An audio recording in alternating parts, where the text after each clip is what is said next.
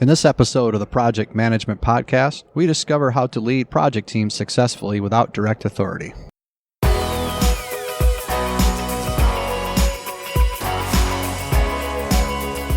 Hello and welcome to the Project Management Podcast at pm-podcast.com. I am Cornelius Fichtner. We are coming to you live from the superb 2017 PMI Global Conference in Chicago. And with me right now is Jeff Kissinger. Good afternoon, I think it is. It is Hello, afternoon. Jeff. Just turned afternoon. How are you today? I am doing very well. How is everything going for you so far? I understand this is, your 8th day in Chicago? Yes, it is. I've been here since Monday. I was here for the PMI Masterclass, and I graduated with 34 wonderful people. Congratulations. That I hope to see again soon. They're all over the world. Yeah. I hope to see them again, if not next year, sooner. Yeah. And the Master's Class is a PMI-sponsored program. I think it takes 4 years in total, right? Well, it's 1 year. They start you at the LIM. There was a class, 2018 started at this LIM that we had, the Leadership Institute meeting. And they had their classes before the LIM. And then they have group projects they do, and they meet again in Philadelphia in March or April, and then they'll meet at the next LIM in Los Angeles for their final classes. But they work throughout the year. They're constantly doing work, challenging each other, connecting with each other, learning. It's intensive. Yeah. And I really feel grateful I got to go through it. I put my information against all these other people who applied for it, and I feel fortunate to have been chosen. And I can't stress enough to anybody who is a PMI chapter leader, just volunteering for the first time, if they have an opportunity to apply for the master class, to go for it. How are you enjoying the conference? I'm enjoying it. I've met a lot of people here that are just very kind, interesting, willing to talk about what they do. It's amazing when you put a bunch of people have a lot in common together, how much, whether it be commiserating together about things, about projects, or sharing ideas that I've never heard of before. I've been doing this for a while, but I can always learn something. And it's wonderful to meet these people and to talk about it, whether it be at the conference, whether it was the LIM or a masterclass. So the people who are listening to this and are sitting at home and weren't here, they're missing out? Yes, they are. Yeah. Hear this, listeners? You're missing out. I sincerely hope that many of our listeners are going to consider to come next year. Los Angeles, I believe. Yes, it is. And it's going to be just another great conference that we're going to have there. Absolutely. The topic of your presentation is leading with authority. The project without. Oh my God, I can't even read what I'm saying. It is leading without authority. The project manager's dilemma. There's always a story behind the title. What's the story behind this presentation? Well, I've been involved in project management for many years. As a volunteer, I've led projects for over 25 years. And as an employee, whether it be in a commercial or an academic setting, I've done it for 17. And in almost every case, I have not had authority, direct authority. But I've also worked for people that had authority that have misused it, abused it, or they used it well. But knowing that I have to go out there and do sometimes what seems like the impossible without authority, I know I had to develop influence, and I had to develop skills, and I had to learn from people. So it goes back for me 20 years ago. In fact, it was 20 years ago this month that my wife broke her foot. She was cleaning something and she fell off the couch and she broke her foot. Now, that may not seem like a big deal or how this even relates, but she was earning most of the money in the house. And I just graduated from college back in December 1996. I was 28 years old. I never had a real job that didn't involve a name tag. Or something like that. And I was going out there applying for jobs and trying to get something going on. And I finally got a little contracting gig that I was doing. It was working out pretty good, but it wasn't making the kind of money she was making because she's a hairstylist. And we were living in Las Vegas, which is vanity capital of the world. And when you're a hairstylist, you make decent money. When she broke her foot, she had her foot up for 4 weeks. She couldn't work. And we had to depend on my income, which really wasn't enough. 2 days later, I got a contract, a pretty big contract, because I was doing technical writing consulting services with another person. I went into that project ready, knowing that, okay, I'm going to make some money, but it isn't going to come right away because it's contract money, net 30, net 60, whatever they try to throw at me. I decided that I'm going to do whatever it takes. I'm going to get this done. And the project manager for this was somebody who was given quite a bit of authority. And there was about 8 of us on this team. Real smart people, real good people. And we were subcontracted as part of a contractor who was working for Hewlett-Packard. It was during their net server days. We went at it, but I was given, here, take these Lotus Note slides and convert them to PowerPoint slides. And it wasn't real easy because they all just disintegrated. I had to reintegrate them together. And I did all this, and the project manager said, okay, we're getting ready to put our alpha for the training together. So he prints off a few of these slides I did 2,000 of them. Prints off maybe 20, and he faxes them up to Hewlett-Packard. And we all just looked at each other and went, oh my God, we're going to die. This is awful. This isn't an alpha. This isn't what I signed up for. But I had to keep working because I needed to make money. And I didn't want to be a part of this at all. This thing had no vision. This had no direction. This had nothing. And we're going to get beat up. And then this guy who I've known for a while now rises up out of it and says, look, we have a deadline. We got to get this done by January. We have these things that got to get done. Let's forget about him. Let's get to work. So he gave me very clear direction what he wanted me to do, what he wanted me to write, some website stuff he wanted me to develop. Other people were working on their parts. He organized it all. He did his part. And we came in, we delivered on time and got it done. He had vision. He had clarity. He had reason. He defined what needed to be done. He got us to agree on what we were doing. He got us flowing in the right direction. And we executed it, and we stayed together as a team for a while on other projects. He was really good, and that taught me that he didn't even have any authority. He had no authority on this thing, but he was a leader. And it taught me that I need to be a leader. I don't need authority to be a leader. And that's the whole point of the whole talk that I did.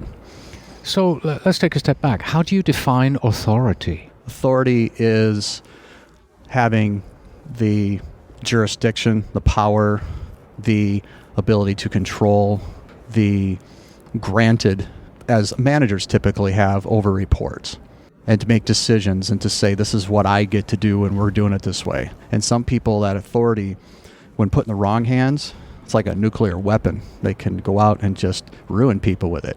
I told you to do that because that's the way it's got to get done. Now go do it. Micromanagement, an authority like that. Or somebody who has authority but doesn't use it properly in the sense that they're too afraid to use it. But somebody who's balanced, somebody who's humble, somebody who's principled, having authority, they use it judiciously. They're very careful about it. They don't try to tell people what to do, but to show people what to do. They give them a clear vision of what it is they need to do. They break things down into small batches, and they allow people to have the autonomy to do what it is they need to do to get it done, and they lead them through it.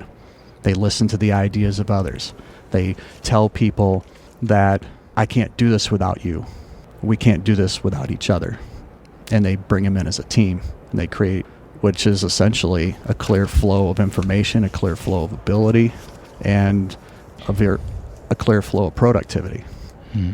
You sent me your presentation before the conference here, and I printed it out, and I looked at the first page, and the one thing I was immediately thinking was leading without authority, the project manager's dilemma. But wait a minute, purely theoretically, the project manager's name should be mentioned in the charter. So the project manager has the authority, the formal authority. They do and they don't. Depends on the organization. I'll give you an example. I always put the project charter up front. I talk about that right in the beginning of the presentation. One of the ways that I can try to gain authority is by including it in the project charter, and also having a sponsor that I work with who trusts me, and the people that report on the team also are connected to that sponsor. That makes it easier.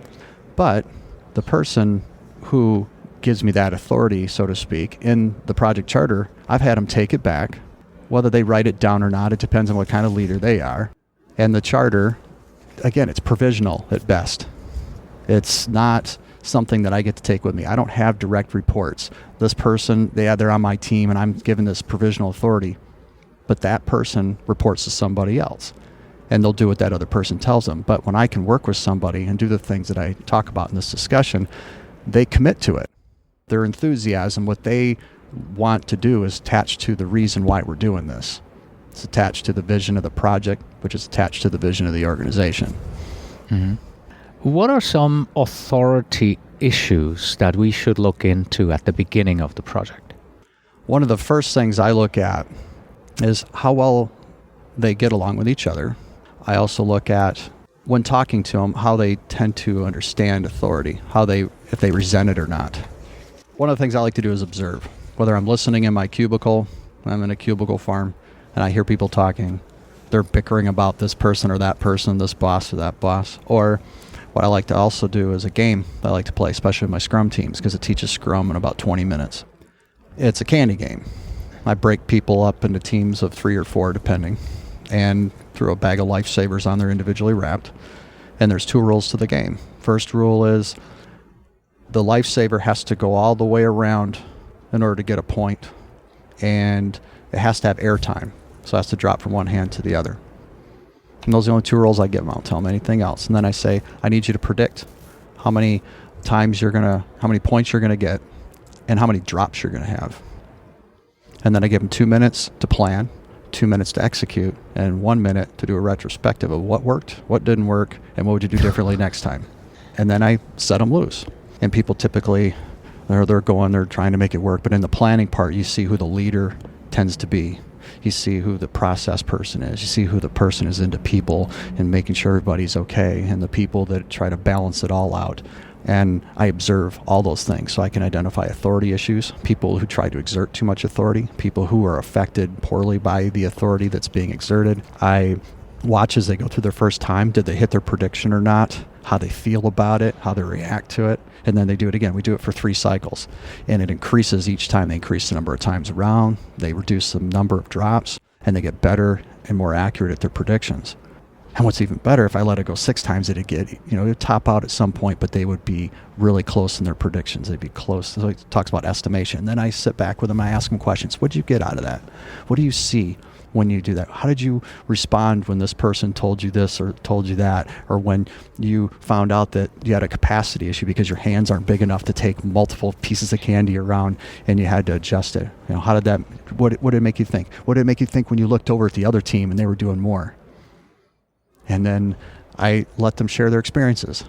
So they're talking about their authority issues. They're talking about their experience. They're talking about why they could or could not and what they wanted to try. They got creative. Some people get real creative in this. I don't want to say it over the podcast. If I ever have to play this game with somebody on this podcast, I don't want to give away some.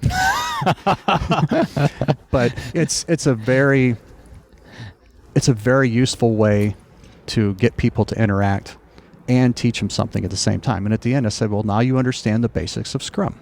And they go, huh. And then I start working with my Scrum teams that way. Okay. We're going to get a lot of people writing into me saying, you got to connect me. I have to learn more about this Lifesavers game. And he's going to have to tell me everything about it. You need to write a book about this. Well, there's a book that's already written about it. That's coming out actually in January. It's called Flow.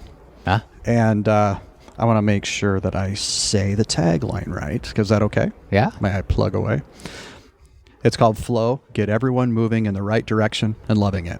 Okay. It's written by Ted Kallman and Andrew Kallman.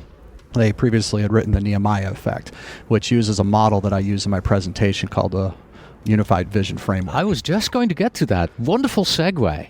So you do talk about the Unified Vision Framework in your presentation, and we're going to do something that's always wonderful to do on an audio podcast. We're going to talk about something very visual here. Okay. Right. So the Unified Vision Framework, you have this here on a slide. It's a process that helps you work around or helps you with authority. Mm-hmm. Right. Why don't you introduce it to us, and I will find a link to a page where people can go and take a look at this. So if you're listening to this at your desk right now, go to the show notes where you'll find a link so you can take a look at this Unified Vision Framework. And if you're in your car, don't do that. Okay. Do not pick up your phone. Don't try to find this. And don't close your eyes trying to visualize. Yeah, exactly. All right. So it all begins with define, I assume. Well, actually, it doesn't. It doesn't. Okay. At the very center, there's a triangle. an isosceles triangle, and the point of the triangle is pointing down, and it's vision.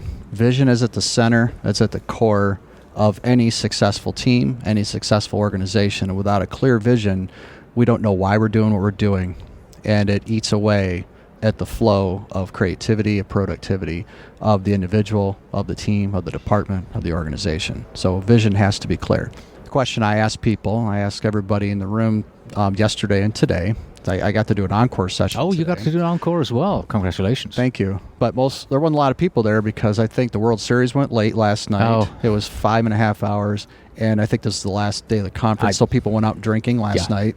So I was at 8:30 in the morning. There wasn't a lot of people rolling in. But it's all right. Yesterday was really good. We had about 500 people in the room, so it was a good session. But vision. I ask everybody, how many of your organizations have a vision statement? And they all raise their hand. And I said, keep your hand up. How many of you, if I handed you a piece of paper and a pen, could write it down word for word? And they all went down. Yep. Mine went down with it because I can't give you mine word for word. I'm taking mine down as well. Yeah. So I said, why is that? And what does that do? If we all have a different understanding of what the vision is, then we're not connected, and there is a block to the flow of creativity and productivity of the team, of the individual, of the department, of the organization.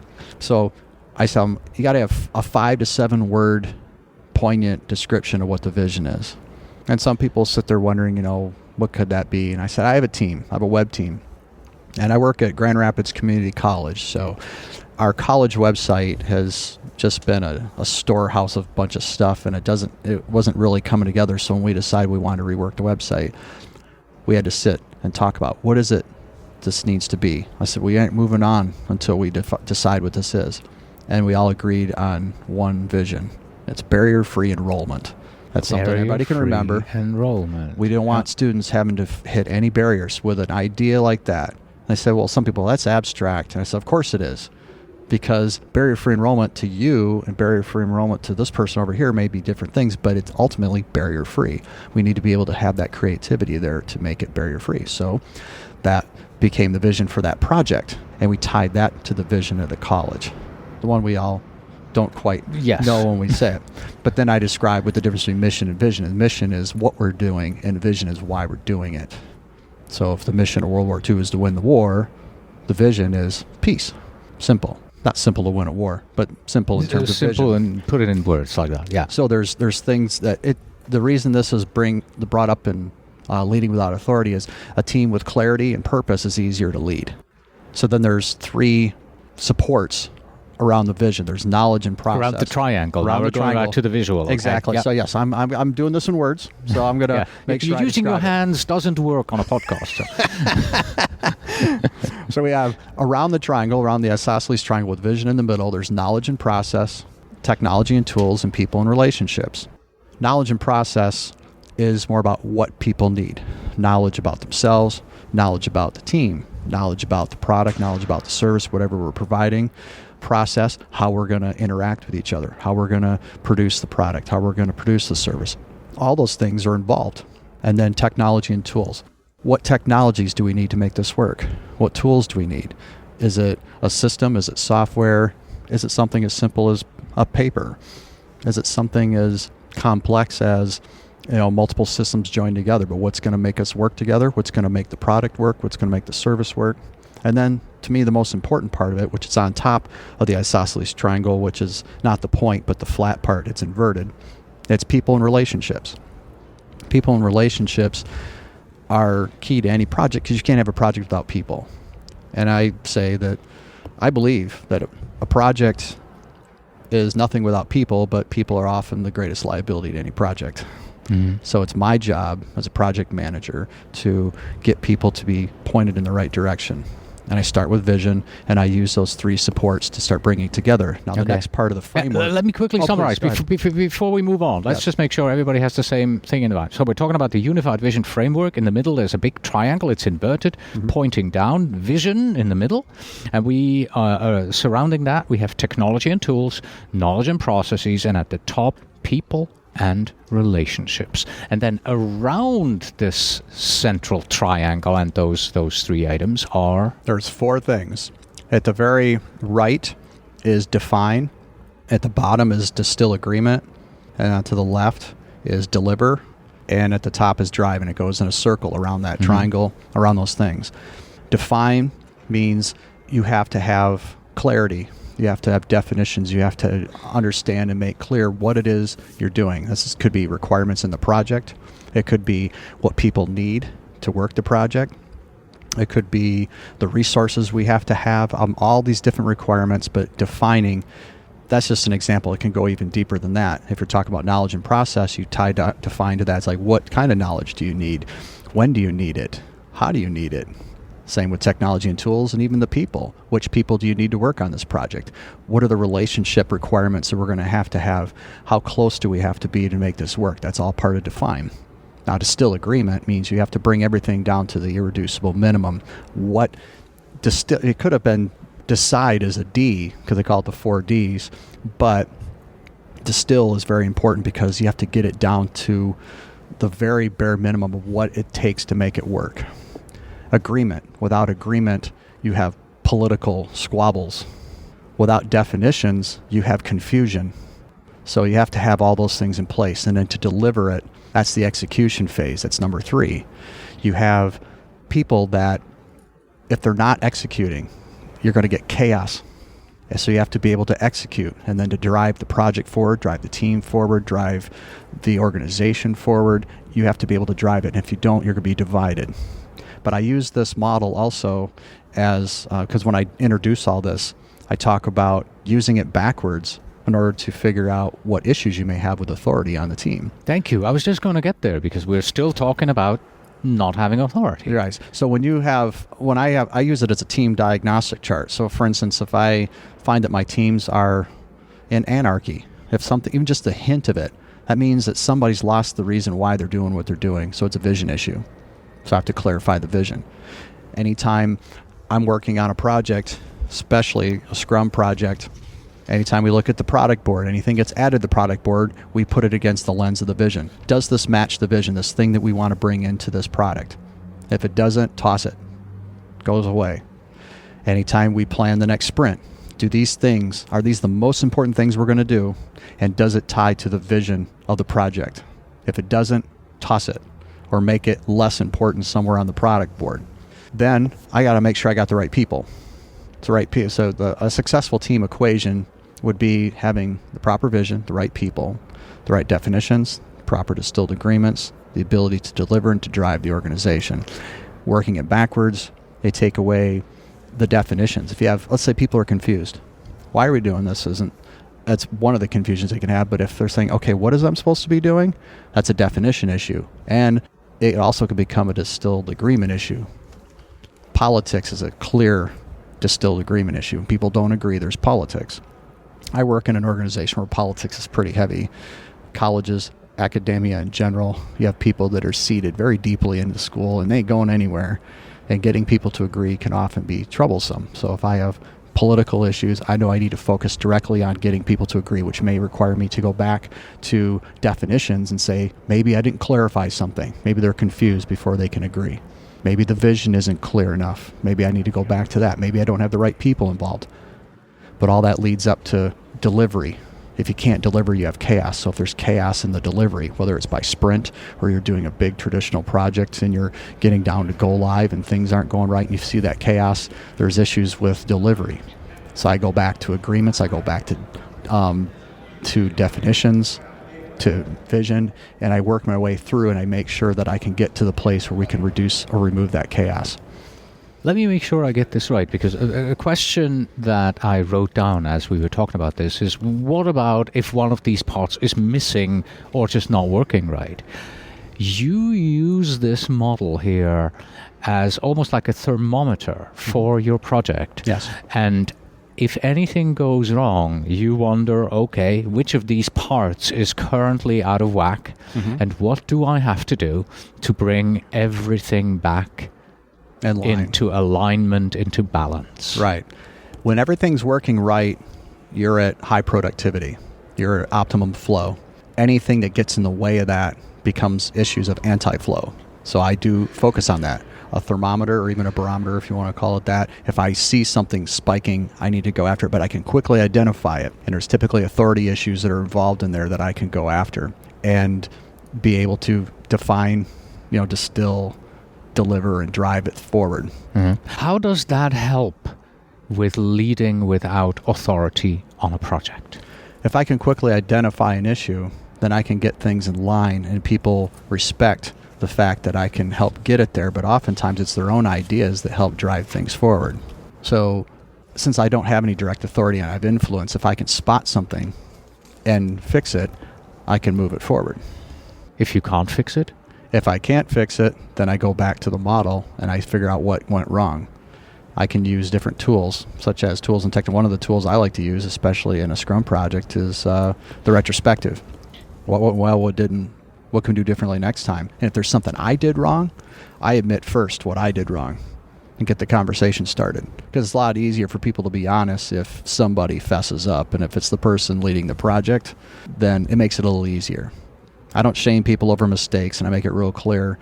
But if I make a mistake, I'm quick to admit my mistakes and get it out there. I'd rather take the beating early than to take it later with interest. You know what I mean? You have seamlessly led us from the hard tool, the unified vision framework, over into the soft tools that you apply. You have a slide, how to lead without direct authority, and you have 4 soft tools here for us on there, the things that you do. Talk us through these. Okay. The 4 things that I do, 4 main things, is I remove roadblocks.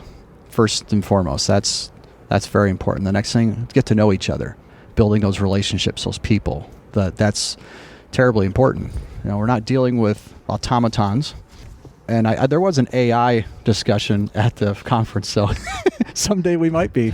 But then the next thing is I promote team autonomy, and then finally putting people first and projects second. So you got to be a human being first before you have to be a project manager, in my opinion. That's how I operate, because people get sick. People have troubles. People have issues in their relationships, their marriages. They may have a kid that's having a difficult time that causes them to be distracted at work. There's a number of things. And I need to be there and listen. And more often than not, I just shut my mouth and I listen. And I make sure that they understand that I understand that this thing that they have going on right now is more important than the project. And then eventually they're able to move through it. But if I just sit there and treat them as if, you're a worker, you got to work. And I don't even have the authority to do that, okay, which makes it even worse. But I need to treat them with the compassion that I think any human being requires in order to make it through. Now, there's going to be some people that try to take advantage of that if they're just being a slug or something like that on a project. I need to identify that too, but I use the framework right there as well. If someone's unenthusiastic, they're not connected. How can I connect them? How can I find out what their enthusiasm is for this project and tie them to it? And if I do all that I can, work as hard as I can to get this person move forward and they can't, then I'll find a way to have them removed from the project and put someone else in their place. And you have automatically become a leader, I would say, as well. Yes. Because everything that you have just talked about now, the last minute or so, is not really about authority. You're just doing it. You are being the team leader. And that's exactly the point of the whole presentation. Because at the end, I just tell people I don't need authority to lead. I need to be a leader. So I need to consistently work on being that. Just like the story I told at the beginning about the guy who, didn't even have authority, who led us through the project and did it well. That takes, I would have followed the guy into the center of the sun. I mean, he was just, he was great. And I wanted to emulate that.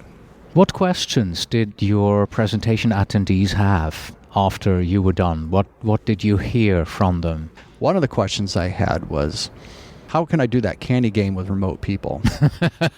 Yeah, it's a good one. And I told them how they could do it. If you have the ability to see what they're doing, and they said, well, what if I told them you can just have people doing it and you can watch them, you can teach them the game without actually being there and have them execute the game. They said, what if there's only 2 people on the team? I said, go get 2 office people and bring them in and do it with them. And they're remote, and you can watch and you can observe. In fact, it might even be more advantageous that way because they can't see what you see, and you may be writing things down and getting information about it. So they like that. Another question I had was how to deal with somebody who's just very difficult. That, in fact, the one lady I spoke with, she said that her and another guy were up for the same job to be a project manager, and they chose her over him, and then they put him on her project team. Ouch. And he's technically more proficient than she is. And she said that, and she says, I don't know what to do because he doesn't want to do anything, and he's just slow to deliver. And I said, you're right. That's a real difficult situation. So let's go back. What is it? I went right back to the model. So first of all, you got a political issue because he doesn't agree with you. So you have to go back to definition. What can you do to change that? And I said, none of this is going to be easy. I mean, I could sit there and quote this model all day long, but there's some emotional, human stuff you got to do. And one of the things is you got to sit and talk with them, and you got to discuss what it is it's going to take to first, before you talk with them, understand yourself and understand and have empathy for his position, because his position is that I'm great at this and I didn't get the gig. But your position could be, you're technically more proficient than me, and we can't do this project without you. I'm just the person who's helping organize and direct the people where we're going, but I need you to do this, and I can't do this without you. And then to define the relationship that way, and then agree to the relationship as that, and work through it. And it may not work. And it's possible that the person is just closed-minded and doesn't care.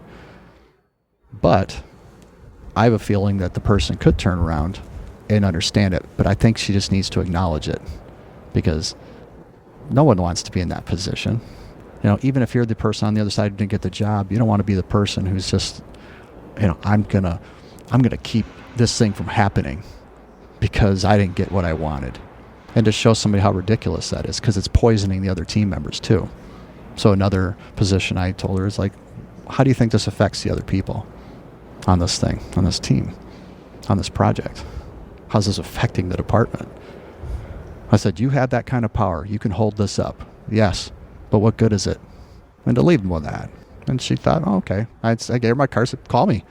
I'd like to know how this turns out. All right. What is the one lesson that you want your attendees and also our listeners right now to take home with them and apply on their own projects in their own lives? Be a leader. It's about being a leader. It's not about having control. I don't have control over you. I don't have control over anybody. I have a bit of influence, and I have direct control over my actions and my abilities and my effort. If I use that well and I use my perspective well, I can take whatever you give me, I can respond appropriately, and you may see me as somebody worth listening to and worth following. I need to be a better leader. That's what it comes down to. I have to improve that every day. I associate myself with people that lead well. I'll interact with some people that don't and see what I shouldn't be doing. And I try to read. I attend conferences like the Global Congress. It's the Global Conference this year, excuse me. And I try to learn as much as I can. And when I screw up, I try to learn from that too. I make mistakes just like anybody else. And to respond to the mistakes of others with empathy, really, not with scorn. Treat them like people want to be treated. That's what a leader should do. And have knowledge, of course, where you're going, what you're doing, how you're doing it. Perfect. Jeff, thank you so much for your time. You're welcome. Thank you very much for asking me. I really appreciate it.